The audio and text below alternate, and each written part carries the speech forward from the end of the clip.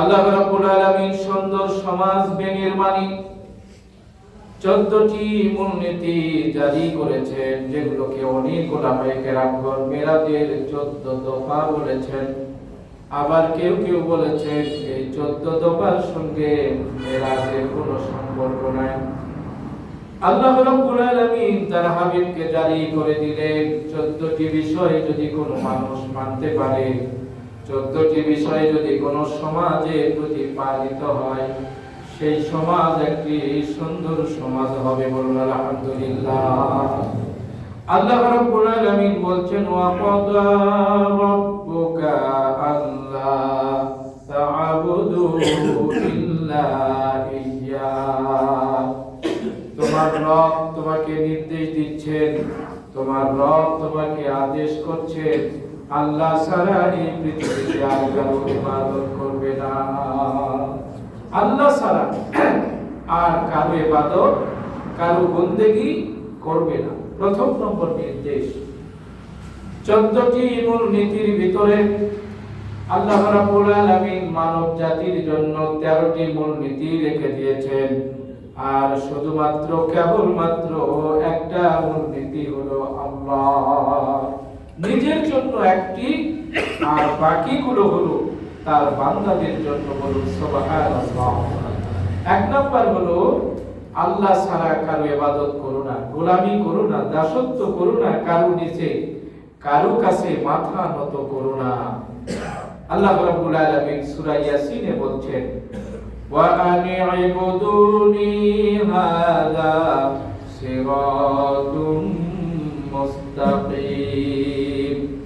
আমার ইবাদত করো, এটা হলো সরল এবং সঠিক রাস্তা, এটা হলো জান্নাতের রাস্তা। বলুন আলহামদুলিল্লাহ।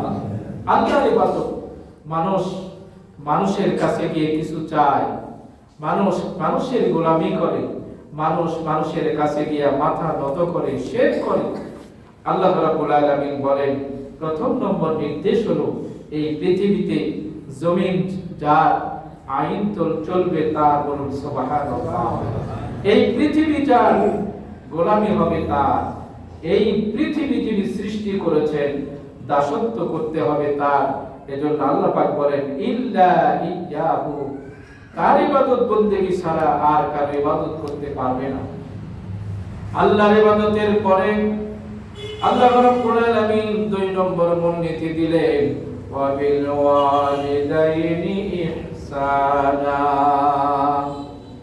আল্লাহর দাসত্বের উপরে, গোলামির পরে বান্দাকে আল্লাহ রাব্বুল আলামিন প্রশিক্ষণ দেন। আল্লাহর পরে এই পৃথিবীতে যিনি তোমার কাছে সম্মান পাওয়ার যোগ্য, যার তুমি ভালো আচরণ করবে যার সঙ্গে, তিনি হলো তোমার পিতামাতা। ওয়াবিল ওয়ালিদাইনি ইহসানা, পিতামাতার সঙ্গে ভালো আচরণ করো, ভালো ব্যবহার করো। বিশেষ করে পিতামাতার সঙ্গে ভালো আচরণ করবে কখন? আল্লাহ বলছেন ইম্মা ইয়াবলুগান্না ইনদাকাল কিবারু আহাদুহুমা আও কিলাহুমা ফালা তাকুল লাহুমা উফিন ওয়ালা তানহারহুমা ওয়া কুল লাহুমা কাওলান কারীমা। আল্লাহ বলছেন আল্লাহর গোলামির পরে পিতামাতার সাথে সদাচরণ করো। বিশেষ করে পিতামাতা যখন বার্ধক্যে পৌঁছে যাবে, এই সময় তাদের একজন অথবা 2 জন তাদের সঙ্গে এমন কটু কথা বলো না, ফালা তাকুল লাহুমা উফিন, যেই কথার প্রেক্ষিতে তারা উফ শব্দটি ব্যবহার করে। বলুন নাউযুবিল্লাহ। এমন কথা তাদের সঙ্গে বলো না। পিতামাতার সঙ্গে যদি কথা বলার প্রয়োজন হয়ে যায়, আল্লাহ রাব্বুল আলামিন প্রশিক্ষণ দিচ্ছেন ওয়া কুল লাহুমা কাওলান কারীমা। পিতামাতার সঙ্গে সম্মানজনক ভাবে কথা বলিও। পিতামাতার সঙ্গে ভালো আচরণ, তাদের দেখাশোনা বিশেষ করে বার্ধক্যে সন্তানের জন্য জরুরি হয়ে যায়। আল্লাহ রাসূলকে একজন এসে বললেন ইয়া রাসূলুল্লাহ, আমার পিতামাতা জীবিত থাকতে তাদের সেবা শুশ্রূষা করেছি, তাদের দেখাশোনা করেছি, তাদের খেদমত করেছি, দুনিয়া থেকে বিদায় নিয়ে চলে গিয়েছেন। ইয়া রাসূলুল্লাহ, আমার দায়িত্ব কি শেষ? আল্লাহর হাবিব বললেন, না, যতদিন পর্যন্ত তুমি জীবিত থাকবে ততদিন পর্যন্ত তোমার কর্তব্য হলো পিতামাতার জন্য দোয়া করা। তোমার দায়িত্ব এখনই শেষ নয়, যতদিন পর্যন্ত তুমি বেঁচে থাকবে পিতামাতার জন্য দোয়া করতে হবে। আল্লাহ রাব্বুল আলামিন পিতামাতার জন্য কি বলে দোয়া করব, সেই দোয়াটাও আমাদেরকে তার ভাষায় শিক্ষা দিয়েছেন। বলুন আলহামদুলিল্লাহ। সবাই বলি, রব্বিরহামহুমা কামা রাব্বায়ানি সগীরা। আল্লাহ রাব্বুল আলামিন প্রশিক্ষণ দিলেন, বান্দা তুমি আল্লাহর কাছে দোয়া করো এই বলে, হে আমার রব, আমার পিতামাতার প্রতি দয়া করো, অনুগ্রহ করো, ওই রকম যেরকম তারা ছোট্টবেলায় আমার সঙ্গে করেছিল। ছোট্টবেলায় আমরা যখন আতুরে ঘরে ছিলাম, খেতে পারতাম না, এর আগে বলেছিলাম যে আল্লাহ তাআলা আমাদেরকে তখন দুইটা জিনিস শিক্ষা দিয়েছিলেন। ক্ষুধা লাগলে কান্না করি, ভয় লাগলে কান্না করি, পেশাব করলে কান্না করি। আল্লাহ আমাদেরকে কান্না শিক্ষা দিয়েছেন। 2 নম্বরে আমাদের খাওয়ার জন্য আল্লাহ রাব্বুল আলামিন চোষা শিক্ষা দিয়েছিলেন। বলুন সুবহানাল্লাহ। আল্লাহ বলেন, বান্দা ওই ছোট্ট সময়ের কথা স্মরণ করে দিয়ে আমার কাছে দোয়া করো। আল্লাহ রাব্বুল আলামিন পিতা সন্তানদেরকে দোয়া শিক্ষা দিলেন, রব্বির হামহুমা কামা রাব্বায়ানি সগীরা। এমন দোয়া শিক্ষা দিলেন যেই দোয়াটা মুখস্থ করতে কোনো পেরেশানি লাগে না। যদি কোনো বড় দোয়া শিক্ষা দিতে, তাহলে আমরা অনেকে বলতে পারতাম যে মুখস্থ করতে অনেক সময় লাগে, আমরা পারি না। এজন্য আল্লাহর ভাষায় পিতামাতার জন্য দোয়া করা আমাদের দায়িত্ব। নাম্বার 3, একটি সুন্দর সমাজ গঠনের জন্য আল্লাহ রাব্বুল আলামিন 3 নম্বর মূলনীতি দিলেন, ওয়া আতিদিল কুরবা হাক্কাহু। নিকট আত্মীয় স্বজনদের হক আদায় করো। বলুন আলহামদুলিল্লাহ।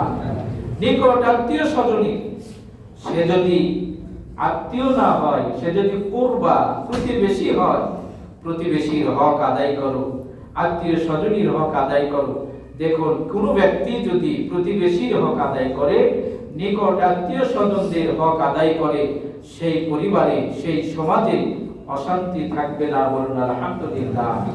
আল্লাহ এজন্য বলেন, ওয়া আতিদিল কুরবা হাক্কাহু, নিকট আত্মীয় স্বজনদের হকগুলোকে আদায় করো। নাম্বার 4, মিসকিন, মিসকিনদের হক আদায় করো। তুমি যদি ধনী হও তাহলে যাকাত দাও। তোমার পাড়া প্রতিবেশী অসহায় এতিম যদি কেউ থেকে থাকে, তাহলে তার হকগুলো আদায় করো। আল্লাহ রাব্বুল আলামিনের বলে বলেন, ওয়া বুনাস সাবিল, পথিকদের হক আদায় করো।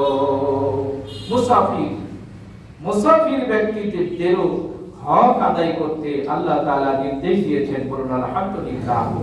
এই 14টি মূলনীতির ভিতরে এমন কোন ব্যক্তি নাই, এমন কোন শ্রেণীর পেশা নাই যার হকের কথা আল্লাহ তাআলা এখানে নিয়ে আসেন নাই।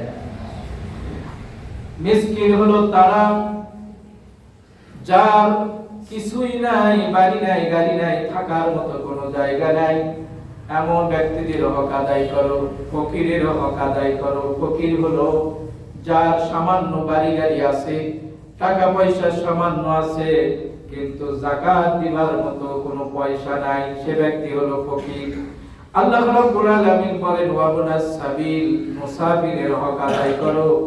নিজের বাড়ি থেকে কোনো ব্যক্তি 48 মাইল দূরে গিয়েছেন, বাড়িতে তিনি বড় ধনী, কিন্তু যেখানে এসেছেন সেখানে বড় নিঃস্ব। আল্লাহ রাব্বুল আলামিন বলেন, সে হলো মুসাফির। তাকে যাকাতের টাকা দিতে পারবে, মিসকিনের হক দিতে পারবে, এমন কি এই মুসাফিরের হক আদায় করা তার ব্যক্তিগতভাবে সকলের জন্য ওয়াজিব করা হয়েছে। বলুন সুবহানাল্লাহ।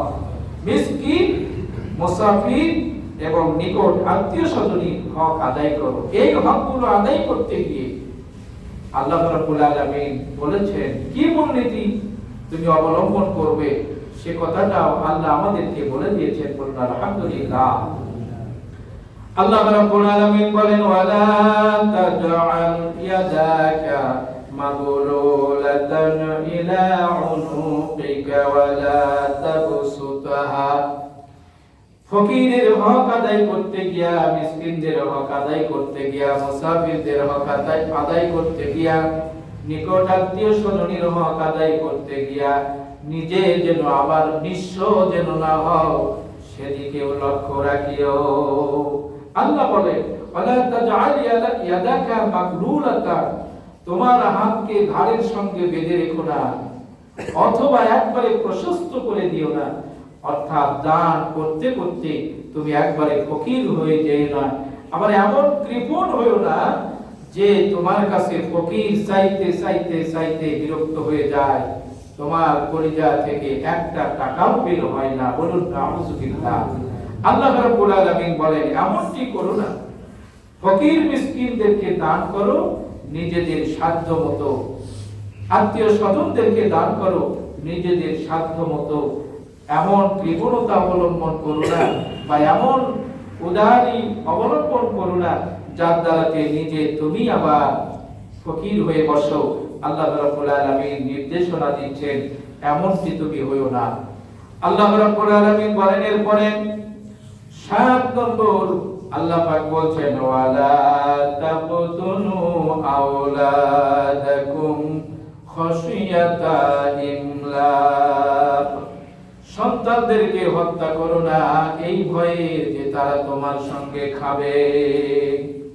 সন্তানাদি নিতে গিয়ে সন্তানকে জন্ম নিয়ন্ত্রণ করে মেরে ফেলো না, এই ভয়ে খেও না। সন্তান যদি বেশি হয়ে যায় তাহলে হয়তো তোমার অভাব অনটন আসবে। আল্লাহ রাব্বুল আলামিন বলেন না, নাহনু নারযুকুহুম ওয়া ইয়্যাকুম, আমি আল্লাহ রাব্বুল আলামিন এমন রিজিক দাতা, আমি তাদেরকেও রিজিক দিব এবং তোমাদেরকেও রিজিক দিব। বলুন সুবহানাল্লাহ। আল্লাহ বলছেন, আগে তার কথা বলেছে, তার মানে হলো আমি আল্লাহ রাব্বুল আলামিন এমন রিজিক দাতা, যেই ভয়ে তুমি সন্তান নাও না, আমি আল্লাহ তাবারক তাআলা তাকে আগে রিজিক দান করব এবং তোমাকেও রিজিক দান করব। বলুন আলহামদুলিল্লাহ। আল্লাহ রাব্বুল আলামিন বলেন 8 নম্বর মূলনীতি হলো, ওয়ালা তাকরাবুজ জিনা ইন্নাহু কানা ফাহিশাতাও ওয়া সাআ সাবিলা। আল্লাহ রাব্বুল আলামিন বলছেন, জিনার নিকটবর্তী হইও না, জিনা করো না, এমন কথা বলা হয় না। আল্লাহ তাআলা বলছেন জিনার নিকটবর্তী হইও না, তার মানে হলো জিনার দিকে মানুষ ধাবিত হয়, এমন কর্মকাণ্ডকেও হারাম করে দেওয়া হয়েছে। বলুন সুবহানাল্লাহ। গান বাজনা, অশ্লীল বেহায়াপনা, উলঙ্গপনা এবং বেপরদা, যেই বেপরদার মাধ্যম দিয়ে জিনার সূচনা হয়, যেই বেপরদার মাধ্যম দিয়ে পরকীয়ার সূচনা হয়, এজন্য আল্লাহ রাব্বুল আলামিন বলছেন, লা তাকরাবুজ জিনা, জিনার নিকটবর্তী হইও না। এটা একটি জঘন্যতম অপরাধ। আজকে বেপরদা হওয়ার কারণে, বেহায়াপনা হওয়ার কারণে, উলঙ্গপনা হওয়ার কারণে, অশ্লীল গান বাজনা ইত্যাদির কারণে সমাজে পরকীয়া বেড়ে গিয়েছে, সমাজে অশান্তি বেড়ে গিয়েছে। আল্লাহ রাব্বুল আলামিন বলেন, এটা চিরতরে তোমাদের জন্য নিষিদ্ধ করা হয়েছে। আল্লাহ রাব্বুল আলামিন 10 নম্বর বলেন, ওয়ালা তাকতুলুন নাফসাল্লাতী হারামাল্লাহু ইল্লা বিল হক। আল্লাহ রাব্বুল আলামিন বলেন, তোমরা একজন অপরজনকে হত্যা করো না সত্য বিধান ছাড়া। অর্থাৎ একজন আরেকজনকে খুন করো না, হত্যা করো না। মানুষ হত্যা এগুলোকে চিরতরে হারাম করে দেওয়া হয়েছে। তবে 3 কারণে আল্লাহ রাব্বুল আলামিন একজন মানুষকে হত্যা করার নির্দেশনা দান করেছেন। সেটা করবে ইসলামী সরকার। আল্লাহ রাব্বুল আলামিন বলেন, 1 নাম্বার 3 কারণে হত্যা জায়েজ। একটি হলো, কেউ যদি কাউকে অন্যায়ভাবে হত্যা করে তাহলে ইসলামী সরকার এই হত্যার বিনিময়ে হত্যাকারীকে জনসম্মুখে, যেখানে মানুষের সমাগম বেশি, সেখানে প্রকাশ্যে তাকে হত্যা করা হবে। তবে নিহত ব্যক্তির পরিবার যদি তাকে মাফ করে দেয় কিংবা তার কাছ থেকে কিছু নিয়ে যদি তাকে ক্ষমা করে দেয়, মুক্তিপণ নিয়ে যদি দেয়, ইসলাম বলে এটাও তাদের জন্য জায়েজ করা হয়েছে।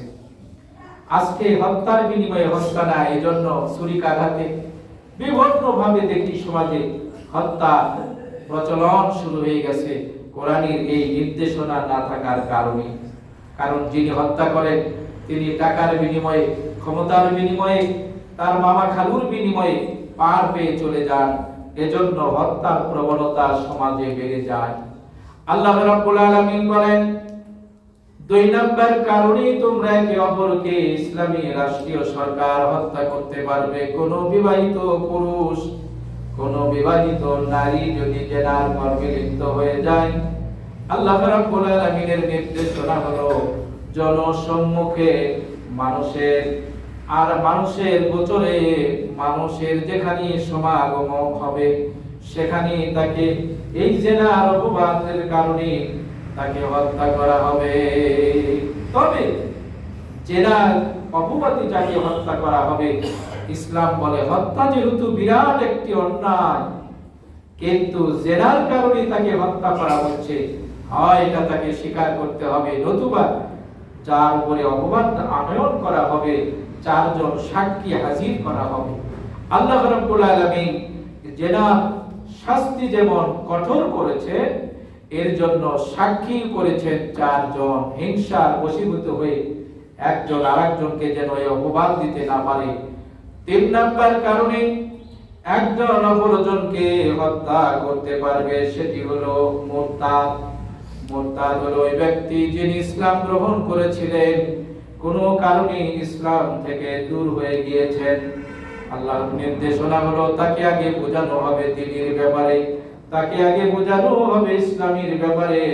সে যদি ফিরে না আসে, এই মুরতাদকে হত্যা করা হবে।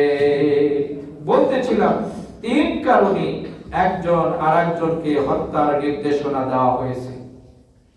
আল্লাহ রাব্বুল আলামিন বলেন 10 নম্বর মূলনীতি হলো ওয়ালা তাকরাবু মালাল ইয়াতীম। ইতিমের মালের ধারে কাছে যেও না, ইতিমের মাল ভক্ষণ করো না। ইতিম কারা? নাবালেগ সন্তান, যিনি বালেগ হওয়ার পূর্বেই যার মা বাবা মারা গিয়েছে, তাকে ইসলামের পরিভাষায় বলা হয় ইতিম। আল্লাহ রাব্বুল আলামিন বলেন কোন ব্যক্তির পরিবারে এরকম একটি সন্তান ইতিম হয়ে গেছে, তার যদি কোনো অর্থ সম্পদ যদি থাকে, তাহলে এই অর্থ সম্পদ তার সবচেয়ে কাছের লোকেরা সে বড় না হওয়া পর্যন্ত দেখাশোনা করবে। বিন্দু পরিমাণে এই এতিমের কোনো সম্পদ জেনে শুনে তার আত্মীয় স্বজনেরা কেউ যদি ভক্ষণ করে, সূরা নিসার ভিতরে আল্লাহ রাব্বুল আলামিন বলেন তারা যেন আগুন ভক্ষণ করলো, বলুন নাউযুবিল্লাহ। কত শক্ত কথা আল্লাহ তাআলা বলেছেন যে এই এতিম যতদিন পর্যন্ত তারা আশুদ্দাহু,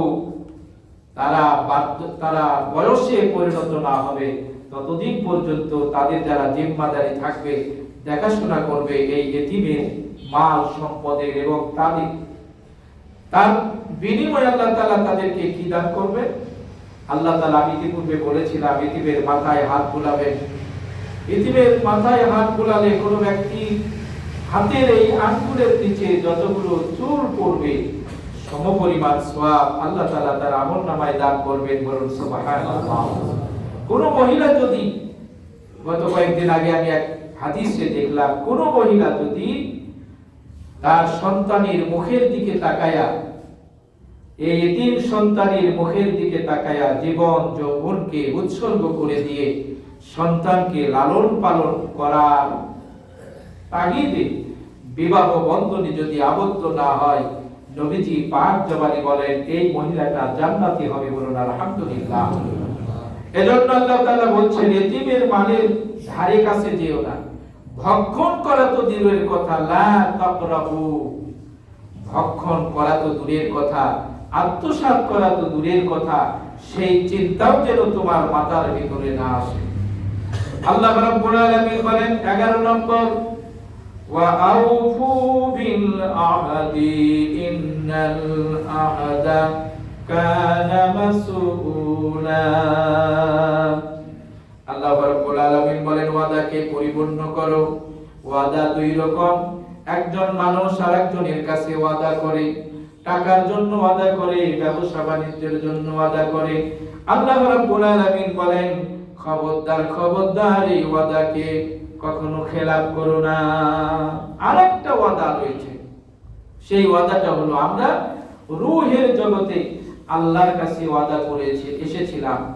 আল্লাহ তাআলা রূহের জগতে সকল রূহকে একত্র করে ওয়াদা নিয়েছিলেন, আলাস্তু বিরাব্বিকুম, আমি কি তোমাদের প্রভু নয়?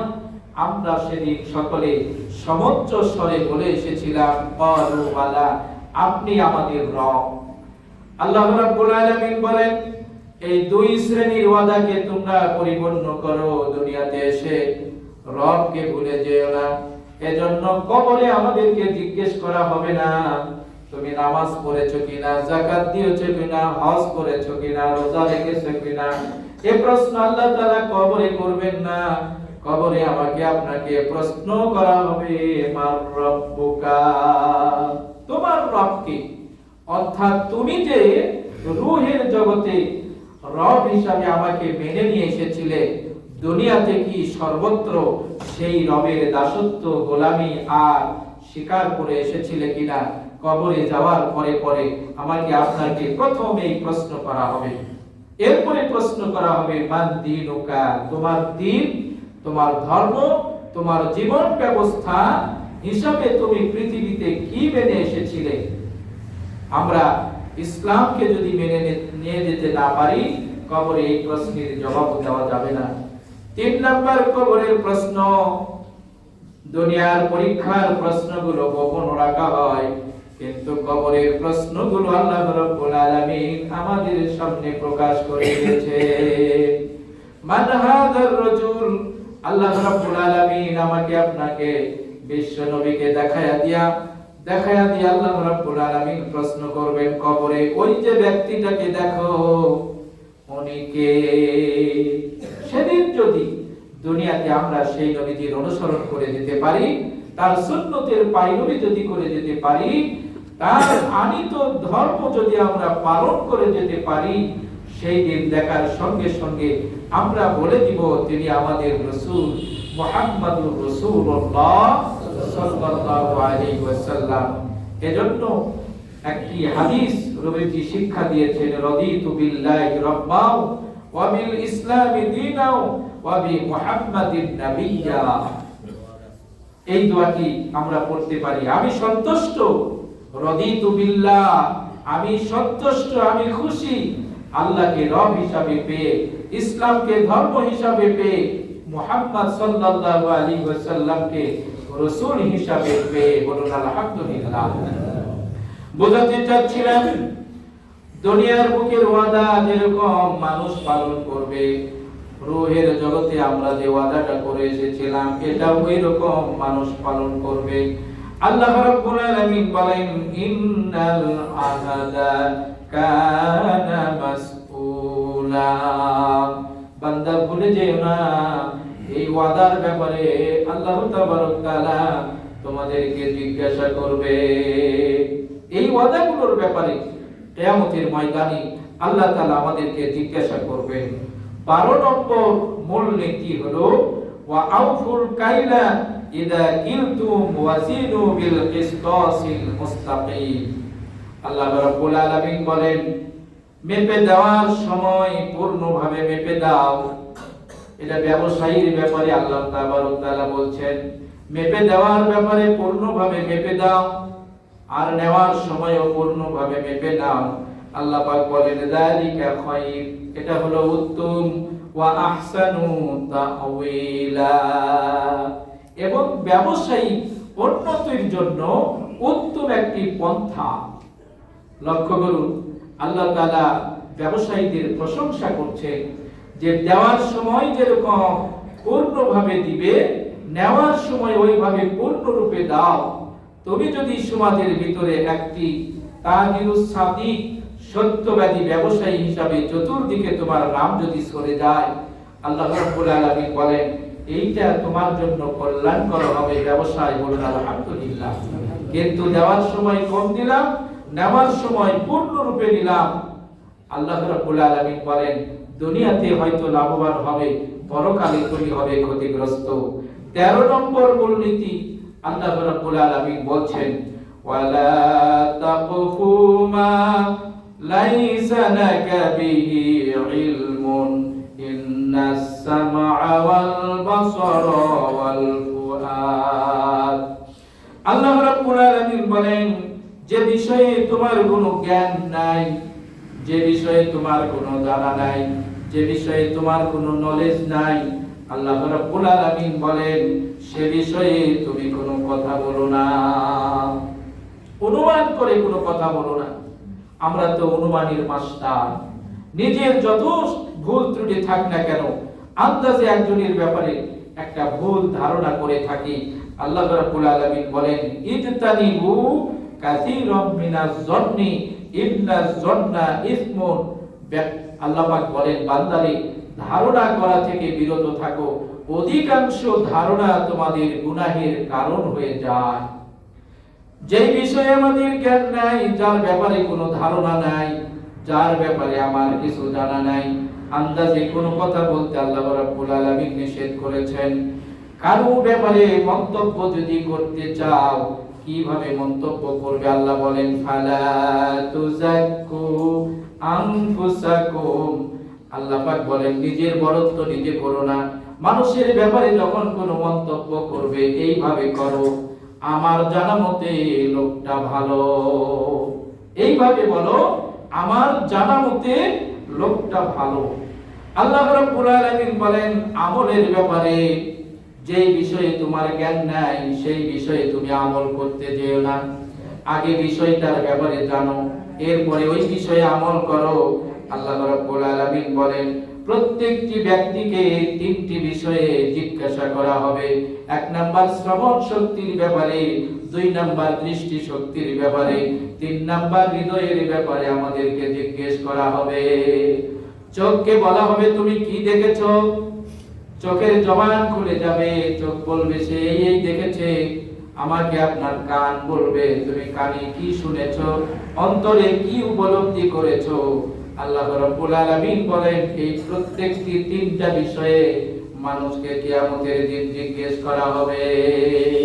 14 নম্বর মূলনীতি আল্লাহ পাক বলেন ওয়ালা তামশি ফিল আরদি মারহা। অহংকার করে জমিনে চলাচল করো না। ইন্নাকা লান তাখরিকাল আরদা ওয়া লান তাবলুগাল জিবালা তুলা। বান্দারে অহংকার করে কি করবে? অহংকার করে জমিনে পা জোরে জোরে ফেলে তুমি জমিনটাকে 2 খণ্ড করতে পারবে না। অহংকার করে বুকের বোতাম খুলে রাখো, অহংকার করে বুকটা উঁচু করে চলাচল করো। আল্লাহ পাক বলে বুকটা উঁচু করে পাহাড়ের চাইতে উঁচু তুমি হতে পারবে না। সুতরাং এই জমিনে অহংকার করে চলাচল করো না। অহংকার হলো আল্লাহ তাআলার খাসিয়ত। আল্লাহ রাব্বুল আলামিন অহংকারী, তিনি অহংকার করতে পারেন। অহংকার হলো আল্লাহ তাআলার চাদর। এজন্য নবীজি বলেন আল্লাহ তাআলার চাদরকে নিয়ে নাড়াচাড়া করো না, কারণ অহংকারী ব্যক্তি এই জমিনে কেউ প্রতিষ্ঠিত থাকতে পারে নাই। কারণ যেতে পারে নাই, ফেরাউন থাকতে পারে নাই। এরা বড় অহংকার করে নিজেদেরকে বড় খোদা বলে দাবি করে পৃথিবীতে টিকে থাকতে পারে নাই। আল্লাহ তাআলা আমাদেরকে নির্দেশনা দিচ্ছেন এই 14টি মূল নীতি যদি কোনো সমাজের মানুষ মেনে চলতে পারে, রাষ্ট্র যদি চলতে পারে, একটি সুন্দর সমাজ হবে। সকলের হকগুলো আল্লাহ তাআলা এই 14টি মূল নীতির ভিতরে আলোচনা করেছেন। বলুন সুবহানাল্লাহ।